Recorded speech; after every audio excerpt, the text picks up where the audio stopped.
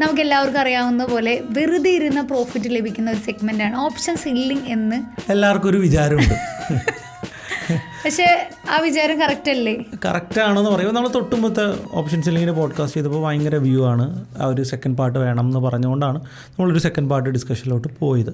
അങ്ങനെ ചുമ്മാ വെറുതെ ഇരുന്ന് പ്രോഫിറ്റ് ഉണ്ടാക്കാൻ പറ്റുന്ന സെഗ്മെൻ്റ് ആണെന്ന് ഞാൻ എന്തായാലും പറയത്തില്ല. അത്യാവശ്യം പഠിച്ച് നോളജ് ഉണ്ടാക്കി അത്യാവശ്യം മാർക്കറ്റിലൊരു വ്യൂയോട് കൂടി മാർക്കറ്റിൽ ഇരുന്ന് ബുദ്ധിപരമായിട്ട് ചെയ്യേണ്ട കാര്യം തന്നെയാണ് ഓപ്ഷൻ സെല്ലിങ്. അതുകൊണ്ടാണല്ലോ വലിയ വലിയ ഇൻസ്റ്റിറ്റ്യൂഷൻസും FIAസും ഒക്കെ ഓപ്ഷൻ സെല്ലിംഗ് സെഗ്മെൻറ്റ് ചെയ്യുന്നു. ഒരു അഡ്വാൻറ്റേജ് എത്ര വലിയ ക്യാപിറ്റലും ഓപ്ഷൻ സെല്ലിങ്ങിൽ ഉപയോഗിക്കാൻ പറ്റും.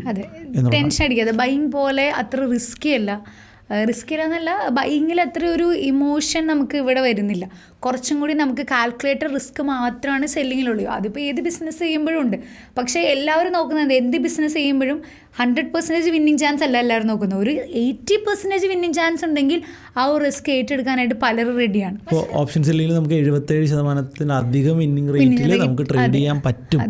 പൊസിഷൻ സൈസും റിസ്ക് റിവാർഡും കൂടി ഇതിൻ്റെ കൂടെ നിങ്ങൾക്ക് ഉപയോഗിക്കാൻ പറ്റിക്കഴിഞ്ഞാൽ ഓപ്ഷൻ സെല്ലിങ്ങിൽ വലിയ സക്സസ് ഉണ്ടാക്കാൻ എല്ലാവർക്കും. തീർച്ചയായിട്ടും. പിന്നെ എനിക്ക് തോന്നുന്നു പ്രൊഫഷണൽ ട്രേഡേഴ്സ് എല്ലാവരും തന്നെ സെല്ലിംഗ് ചെയ്യാനാണ് കൂടുതൽ ഇൻട്രസ്റ്റ്. നമ്മൾ സെല്ലേഴ്സിൻ്റെ കണക്കിങ്ങനെ എടുത്തു കഴിഞ്ഞാൽ, ഇന്ത്യയിലെ സെല്ലേഴ്സിൻ്റെ എടുത്തു കഴിഞ്ഞാൽ നമുക്ക് വലിയ കുറേ പേരുകൾ നമുക്ക് അറിയപ്പെടുന്ന സക്സസ് ആയിട്ടുള്ള സുഭാഷിഷ് ബാനി ആണെങ്കിലും ഇപ്പോൾ ഷാരിഖ് ആണെങ്കിലും PR ആണെങ്കിലും എനിക്ക് തോന്നുന്നു പ്രഫുൽ കുൽക്കർണി, അതുപോലെ തന്നെ വിവേക് ബജാജ്, ഇങ്ങനെയുള്ള എല്ലാ പേരുകളും നമ്മൾ എടുത്താലും നമുക്ക് അറിയപ്പെടുന്ന പേരുകൾ എടുത്താലും ഇവരെല്ലാം പ്രോപ്പർലി ഓപ്ഷൻ സെല്ലേഴ്സാണ്. ഞാനും ഓപ്ഷൻ സെല്ലർ തന്നെയാണ്. 2017 മുതൽ തന്നെ ഓപ്ഷൻ സെല്ലിംഗ് തീർച്ചയായിട്ടും.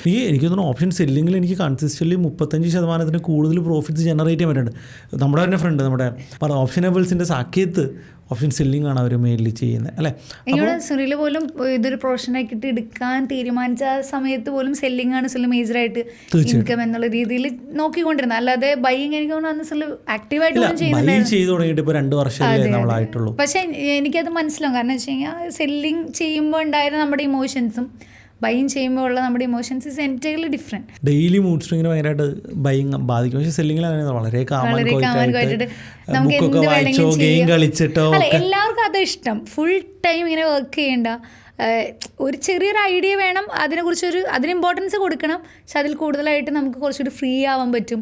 എവിടെയെങ്കിലും പോയാൽ പോലും നമുക്ക് നമ്മുടെ വർക്ക് ചെയ്യാൻ പറ്റും. സോ അതൊക്കെ എല്ലാ കേരളത്തിലെ എല്ലാ ചെറുപ്പക്കാരും നോക്കുന്ന ഒരു നല്ലൊരു കാര്യം തന്നെയാണ്. പലരെയും ട്രേഡിങ്ങിലേക്ക് ആകർഷിക്കുന്നതും ആ ഒരു ഫാക്ടേഴ്സ് തന്നെയാണെന്നാണ് എനിക്ക് തോന്നുന്നത്. ഓക്കെ, ഈ ഓപ്ഷൻ ബയ്യേഴ്സിൻ്റെ ഓപ്ഷൻ സെല്ലേഴ്സിൻ്റെ ഹിസ്റ്റോറിക്കലി ഇങ്ങനെ പരിശോധിച്ച് കഴിഞ്ഞാൽ ബയ്യേഴ്സ് ചില കാലഘട്ടങ്ങളിൽ പ്രോഫിറ്റ് ഉണ്ടാക്കും, വലിയ പ്രോഫിറ്റ്സ് ഉണ്ടാക്കും. പക്ഷേ കൺസിസ്റ്റൻസി ഉണ്ടാക്കാൻ കുറച്ച് ബുദ്ധിമുട്ടാണ്. പക്ഷേ ഓപ്ഷൻ സെല്ലേഴ്സ് ആരെ തിരിച്ചാണ്, അവർ കൺസിസ്റ്റൻ്റായിട്ട് അവർ പ്രോഫിറ്റബിൾ ആയിരിക്കും. ചില സമയത്ത് ലോസസ് ഉണ്ടാവും. പക്ഷേ പീക്ക് ലോസിനെ കട്ട് ചെയ്യാൻ പഠിച്ചാൽ ഓപ്ഷൻ സെല്ലേഴ്സിന് ഭയങ്കരമായിട്ട് പ്രോഫിറ്റ് ഉണ്ടാക്കാൻ പറ്റും. നമ്മൾ ഫേമസ് ട്രേഡേഴ്സിൻ്റെ എല്ലാവരുടെയും കണക്കെടുത്താലും തെളിവ് അത് തന്നെയാണ്. ഓക്കെ, ബൈ കൺസിസ്റ്റൻ്റായിട്ട് പ്രോഫിറ്റ് ഉണ്ടാക്കുന്ന ആളുടെ ലിസ്റ്റ് എടുക്കുമ്പോൾ വളരെ ഫ്യൂ നമ്പേഴ്സേ ഉള്ളൂ. ഇപ്പോൾ നമ്മൾ കേരളത്തിൽ നമ്മൾ ഷിജുമോൻ ആൻ്റണിയുടെ ഷിജുമോൻ സാറിൻ്റെ എടുക്കുകയാണെങ്കിലും വേറെ എത്ര ബയ്യേഴ്സ് ഉണ്ട്? സക്സസ്ഫുള്ളി ബൈ ചെയ്യുന്ന നമ്പർ ഓഫ് ട്രേഡേഴ്സ് എടുക്കുമ്പോൾ നമ്പർ ഓഫ് ട്രേഡേഴ്സ് ഭയങ്കര കുറവാണ്. പക്ഷേ സെല്ലിങ്ങിൽ അങ്ങനെയല്ല. ഓക്കെ, ട്വിറ്റർ എടുത്ത് നോക്കുകയാണെങ്കിലും ട്വിറ്ററിലാണ് നോർത്ത് ഇന്ത്യൻ ട്രേഡേഴ്സ്, അവരെല്ലാവരും ഓപ്ഷൻ സെല്ലിംഗ് ആണ് ചെയ്യുന്നത്. Why option selling? പിന്നെ എനിക്ക് തോന്നുന്നു നമ്മുടെ സരോദയുടെ നിതിൻ കമ്മത്ത് വരെ പറഞ്ഞിട്ടുണ്ട് 99% ഓഫ് ഓപ്ഷൻ ബയേഴ്സും ലൂസേഴ്സ്. സെബി പറഞ്ഞിട്ടുണ്ടല്ലോ, ഓപ്ഷൻ ട്രേഡേഴ്സ് പറഞ്ഞിട്ടുണ്ട്. പുള്ളി അത് എടുത്തെടുത്ത് ഇടയ്ക്കിടയ്ക്ക് പോസ്റ്റ് ചെയ്യേണ്ടതേ ഉള്ളൂ. ഓക്കെ, നമ്മൾ അഡ്വാൻസ് ഓപ്ഷൻ സെല്ലിങ്ങിലോട്ട് പോകുമ്പോൾ ഇൻസ്റ്റിറ്റ്യൂഷൻസ് ഇത് ഓപ്ഷൻ സെല്ലാണ് ചെയ്യുന്നത്, അല്ലെങ്കിൽ ഹെഡ്ജ് ഫണ്ടുകൾ ഓപ്ഷൻ സെല്ലാണ് ചെയ്യുന്നത് എന്ന് നമ്മൾ മനസ്സിലാക്കുക എന്നുള്ളതാണ്. അപ്പോൾ സെല്ലിങ് ചെയ്യുന്നതിന് മുൻപ് സെല്ലിങ്ങിൻ്റെ ഫൗണ്ടേഷൻ കൃത്യമായിട്ട് ഉണ്ടെങ്കിൽ ആർക്കും സെല്ല് ചെയ്യാൻ പറ്റും. ഞാൻ കഴിഞ്ഞ പോഡ്കാസ്റ്റിൽ പറയുന്നുണ്ട്, ഒരു 0.3 അല്ലെങ്കിൽ ഒരു 0.2 ഡെയിലി ടാർഗറ്റ് ചെയ്യുകയാണെങ്കിൽ അത് ജനറേറ്റ് ചെയ്യാൻ പറ്റും വലിയ റിസ്ക് ഇല്ലാതെ. ഇപ്പോൾ എല്ലാ ദിവസവും എക്സ്പയറി ഉണ്ട്, എക്സ്പയറി ട്രേഡ്സ് ചെയ്താൽ മതി, എക്സ്പയറിയിൽ സ്ട്രാങ്കിൾ ചെയ്താൽ മതി, 0.2 വളരെ ഈസി ആയിട്ട് ജനറേറ്റ് ചെയ്യാം. തീർച്ചയായിട്ടും.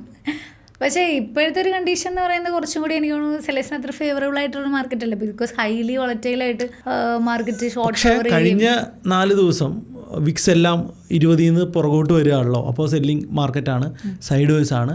എനിക്ക് തോന്നുന്നു ഇനി ബഡ്ജറ്റ് വരെ ഒരു വലിയൊരു മൂവ്മെന്റ്സ് ആയിരിക്കും. അപ്പോൾ എനിക്ക് തോന്നുന്നു ആ സമയത്ത് ബൈ ചെയ്യാന്ന് തോന്നുന്നു. അല്ല, ഈ ആഴ്ച ബഡ്ജറ്റ് വരെ വലിയ മൂവ്മെൻറ്റ് ഇല്ല ആക്ച്വലി. മാർക്കറ്റ് ഭയങ്കര, ഇപ്പോൾ 3 ദിവസമായിട്ട് മാർക്കറ്റ് ഭയങ്കര സൈഡ് വേസ് ആണ്. അപ്പോൾ ഒരു ചെറിയ ഡയറക്ഷൻ കൂടി ട്രേഡിങ്ങിൽ പുഷ് ചെയ്യുകയാണെങ്കിൽ ഒരു ഡയറക്ഷണൽ സ്പ്രെഡ്സ് വളരെ ഈസി ആയിട്ട് നമുക്ക് മാർക്കറ്റിൽ ചെയ്യാം. കാരണം സിക്സ് ആഗുകളും ഇല്ല, സൈഡ് വൈസ് ബുള്ളിഷ് അല്ലെങ്കിൽ സൈഡ് വൈസ് ബീറിഷ് ഇങ്ങനൊരു സാധനമാണ്. അപ്പോൾ ധൈര്യമായിട്ട് നമുക്ക് ഡയറക്ഷണൽ സെല്ല് ചെയ്യാൻ ഭയങ്കര അടിപൊളിയാണ്. നമ്മൾ already straddle, strangle, iron condor already പറഞ്ഞു. അതിൻ്റെ വീഡിയോസും ബേസിക് വീഡിയോസ് ഫിൻടോക്സിൽ ഒരുപാട് പേര് കണ്ടു.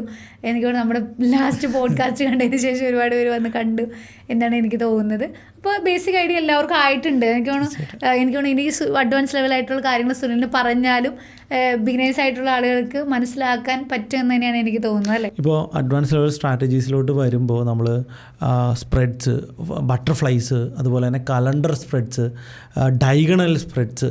കലണ്ടർ സ്പ്രെഡ് എന്നൊക്കെ പറയുമ്പോൾ ഹെഡ്ജ് ചെയ്യുന്നത് നെക്സ്റ്റ് വീക്ക് അല്ലെങ്കിൽ മന്തൊക്കെ ആയിരിക്കും. അല്ലെങ്കിൽ ഡയഗണൽ സ്പ്രെഡ്സ് 1:2 നമുക്ക് ഡയഗണൽ സ്പ്രെഡ്സ് ചെയ്യാം.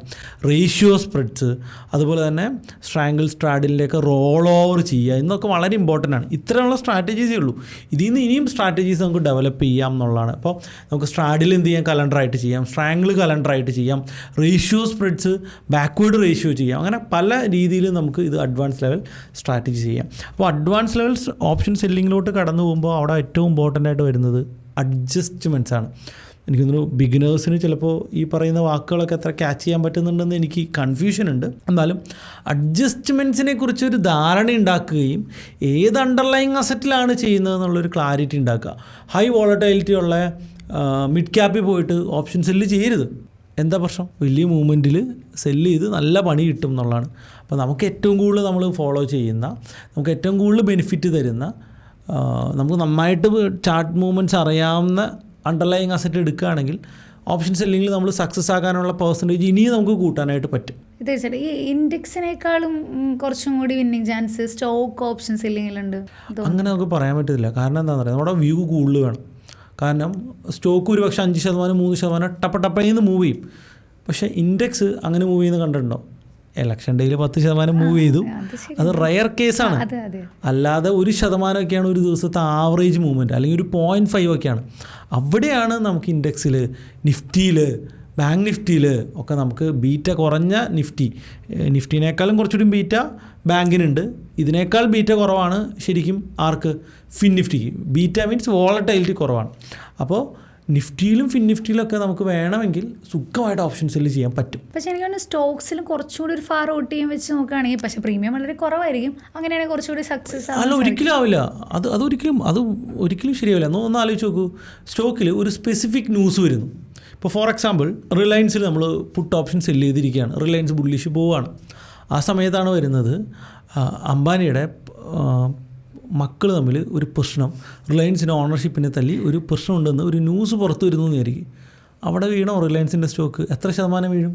5%, 8% ഒറ്റ ദിവസം വീഴും. സെല്ല് ചെയ്ത് നമ്മൾ എന്ത് ചെയ്യും? ഇപ്പോൾ സ്റ്റോക്ക് സ്പെസിഫിക്കിലോട്ട് പോവാതെ ഇൻഡെക്സിൽ തന്നെ നിൽക്കുകയാണെങ്കിൽ, ഇപ്പോൾ റിലയൻസിലൊരു ഇഷ്യൂ ഉണ്ടെങ്കിൽ ഇൻഡെക്സും താഴെ പോവും. പക്ഷേ എത്ര ശതമാനം വീഴും? 1%, 1.5% അടിക്കും. പക്ഷേ സ്റ്റോക്ക് വീഴുന്ന 5%, 10% ആയിരിക്കും. അപ്പോൾ ഏതാണ് നമുക്ക് നല്ലത്? അല്ല, അങ്ങനെ ന്യൂസ് ബേസിൽ നോക്കുമ്പോൾ നമുക്ക് എല്ലാത്തിനും ഇൻഡെക്സുകളിലായാലും ചെറിയൊരു, പക്ഷേ ഇൻഡെക്സുകളുടെ മൂവ്മെൻറ്റ് കുറവായിരിക്കും കമ്പയർഡ് ടു സ്റ്റോക്ക് എന്നുള്ളതാണ്.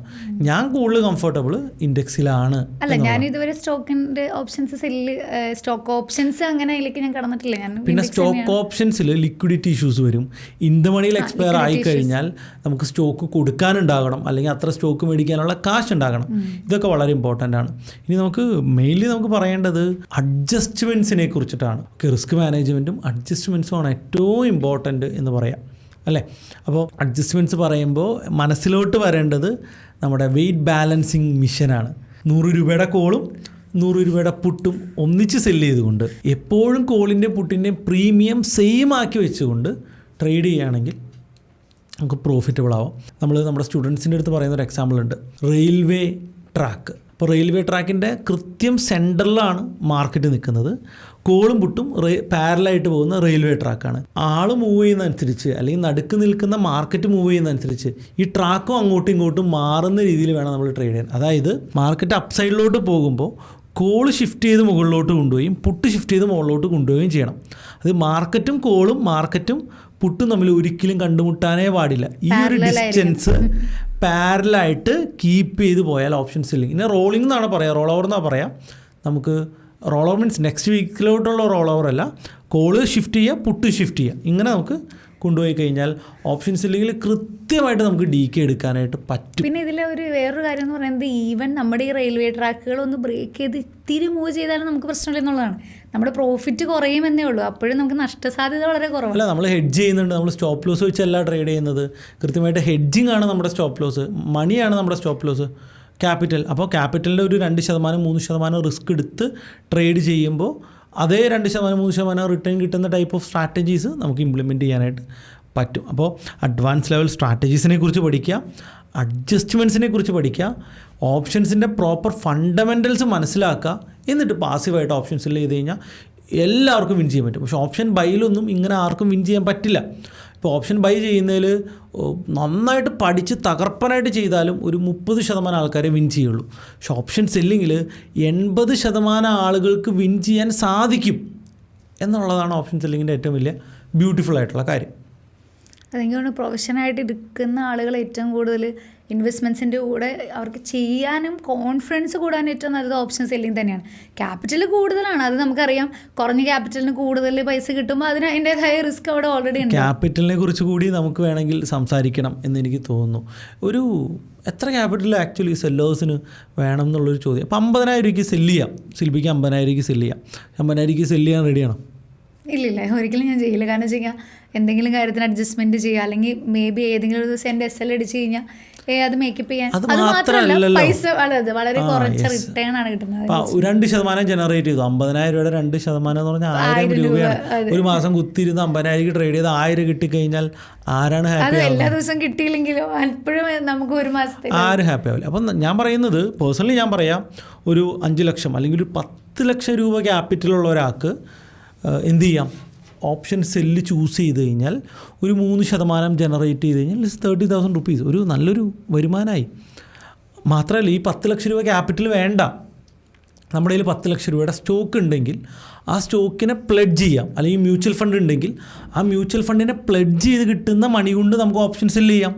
അപ്പോൾ മ്യൂച്വൽ ഫണ്ടിൽ നിന്ന് ഒരു 25% കിട്ടി, ഒരു 2% മന്ത്ലി കൂടി ജനറേറ്റ് ചെയ്യുകയാണെങ്കിൽ ഒരു മാസം അല്ലെങ്കിൽ ഒരു വർഷം 50% റിട്ടേൺ ആകുകയാണ്. അതായത് എല്ലാ 2 വർഷം കൂടുമ്പോൾ നമ്മുടെ ക്യാപിറ്റൽ ഡബിളായി വരികയാണ്. അങ്ങനെ ഒരു 10 കൊല്ലം കൺസിസ്റ്റൻ്റ് ആയിട്ട് നിങ്ങൾക്ക് മ്യൂച്വൽ ഫണ്ടിൽ നിന്നും ഓപ്ഷൻ സെല്ലിങ്ങിൽ നിന്നും റിട്ടേൺ കിട്ടിക്കഴിഞ്ഞാണ്ടല്ലോ, നമ്മൾ ഏത് ലെവലിൽ എത്തിയെന്ന് ആലോചിച്ച് നോക്കും. എത്ര 1 ലക്ഷം രൂപ 5 ലക്ഷം രൂപ കൊണ്ട് തുടങ്ങുന്ന ഒരാൾ 10 കൊല്ലം കഴിയുമ്പോൾ അയാളുടെ ക്യാപിറ്റൽ എത്ര കോടിയായിരിക്കും എന്നൊന്ന് ആലോചിച്ച് നോക്കി. അതാണ് ഓപ്ഷൻ സെല്ലിങ്ങിൻ്റെ ഏറ്റവും പവർഫുള്ളായിട്ട് ആ കോമ്പൗണ്ടിങ് എഫക്റ്റ് വരുന്നത്. അതായത് നമ്മുടെ മണീനെ നമുക്ക് 2 ടൈം ഗ്രോ ചെയ്യിപ്പിക്കാൻ പറ്റും. സിംഗിൾ ടൈം അല്ല, 2 ടൈം ഗ്രോ ചെയ്യിപ്പിക്കാൻ പറ്റും. അസറ്റ് ഗ്രോ ചെയ്യും, പ്ലെഡ്ജ് ചെയ്തിരിക്കുന്ന മണി പിന്നെയും ഒരു എക്സ്ട്രാ ഇൻകം ജനറേറ്റ് ചെയ്യാൻ പറ്റും. സോ അതുകൊണ്ട് എല്ലാവരും പാരലായിട്ട് കുറച്ചെങ്കിലും ഓപ്ഷൻ സെല്ല് പ്രാക്ടീസ് ചെയ്യണം. ഒരുപാട് പേര് ചെയ്യുന്ന ആളുകളുണ്ട്. കാരണം ഇതിനെക്കുറിച്ച് കാര്യമായിട്ട് എല്ലാ അപ്ഡേഷൻസും എടുക്കാത്ത ആളുകൾ പോലും അല്ലേ, എനിക്ക് തോന്നുന്നു നമ്മളെ 1-2 സബ്സ്ക്രൈബേഴ്സിനെ കണ്ടപ്പോൾ ട്രേഡ് ചെയ്യുന്നുണ്ടോ എന്ന് ചോദിച്ചപ്പോൾ ഇടയ്ക്ക് OTM സെല്ല് ചെയ്ത് ഇടാറുണ്ട്, അതർവൈസ് വേറെ ട്രേഡ്സ് ഒന്നും ചെയ്യുന്നില്ല എന്ന് പലരും പറയുന്നത്. ട്രേഡ് പോലെ തന്നെ പൊസിഷണൽ ഓപ്ഷൻ സെല്ലിംഗ് സ്ട്രാറ്റജീസ് ചെയ്യാം. വീക്ക്ലി, മന്ത്ലി, ഇയർലി സ്ട്രാറ്റജീസ് വേണമെങ്കിൽ എക്സിക്യൂട്ട് ചെയ്ത് ഈ മണി ജനറേറ്റ് ചെയ്യാം. ഇൻട്രാഡേ ഓപ്ഷൻ സെല്ല് തന്നെ ചെയ്യണം എന്നില്ല. ജോലിയുടെ ഇടയിൽ വളരെ കുറച്ച് സമയം മാത്രം സ്പെൻഡ് ചെയ്തുകൊണ്ട്, ഇപ്പോൾ നമ്മൾ നമ്മുടെ സ്റ്റുഡൻസിന് കവറപ്പ് ചെയ്യുന്ന വീക്ക്ലി ഫ്ലൈ എന്നൊക്കെ പറയുന്നൊരു സ്ട്രാറ്റജി ഉണ്ട്. അപ്പോൾ അതൊക്കെ സിസ്റ്റമാറ്റിക് സ്ട്രാറ്റജീസാണ്. 70% സക്സസ് റേറ്റുള്ള സിസ്റ്റമാറ്റിക് സ്ട്രാറ്റജിയാണ്. എല്ലാവർക്കും വിൻ ചെയ്യാൻ പറ്റും. അപ്പോൾ ഓപ്ഷൻ സെല്ലിംഗ് നന്നായിട്ട് പഠിച്ച് അടിപൊളിയായിട്ട് ചെയ്യുക. എല്ലാവരും പോഡ്കാസ്റ്റിന് താഴെ ഡൗട്ട്സ് കമൻറ്റ് ചെയ്യുക, അല്ലെങ്കിൽ ടെലിഗ്രാമിൽ ചോദിക്കാം. Good bye.